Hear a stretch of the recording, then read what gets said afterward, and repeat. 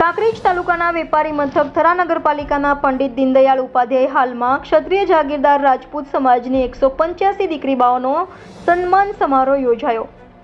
ગુજરાત ક્ષત્રિય મહિલા સમિતિ પ્રમુખ તૃપ્તિબા રાવલ અને પૂર્વ ઉપપતિ કુલપતિ ડોક્ટર દીપુબા દેવડાની અધ્યક્ષસ્થાને કાર્યક્રમ યોજાયો। કાર્યક્રમમાં મોટી સંખ્યામાં રાજપૂત સમાજની બહેન દીકરીઓ અને સામાજિક આગેવાનો સહિત રાજકીય આગેવાનો ઉપસ્થિત રહ્યા હતા, જેમાં સૌ પ્રથમ દીપ પ્રાગટ્ય કરી કાર્યક્રમને ખુલ્લો મૂક્યો હતો અને થરા નગરપાલિકાના ઉપપ્રમુખ નીતા કુંવરબા જયપાલસિંહ વાઘેલા દ્વારા અસ્મિતા સંમેલન અને મહિલા ક્ષત્રિય રાજપૂત સમાજના પ્રમુખ તૃપ્તિબાનું ગૌમાતાની મૂર્તિ અર્પણ કરી સન્માન કરાયું હતું અને 185 દીકરીબાઓને શિલ્ડ અને પ્રમાણપત્ર આપી સન્માનિત કર્યા હતા। જેમાં સૌથી અગત્યની બાબત વિશે વાત કરીએ તો મહિલા પ્રમુખ તૃપ્તિબા રાવલે જણાવ્યું હતું કે આપણા બાપ દાદાનો સંસ્કારો પ્રમાણે શિક્ષિત બનો અને હળી મળીને રહો।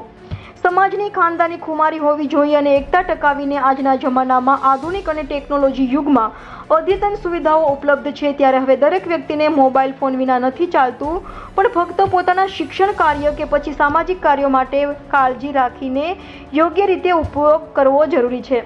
અને ઘણા બધા ગ્રુપોમાં નવા મેસેજ આવતા હોય છે, ત્યારે હવે દીકરી બાઓના માતા પિતાએ પણ આ અંગે ધ્યાન રાખવું જરૂરી છે। India 24 news channel, Banaskantha.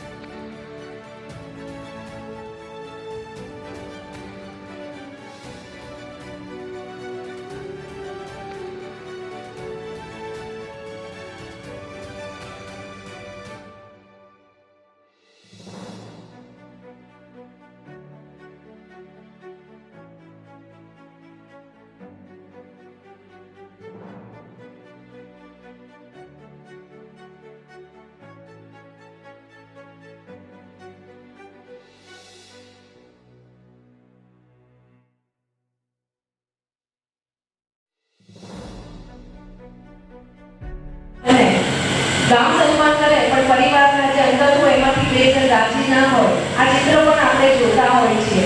એટલે આ માનસિકતા પણ આપણે બદલવી પડશે।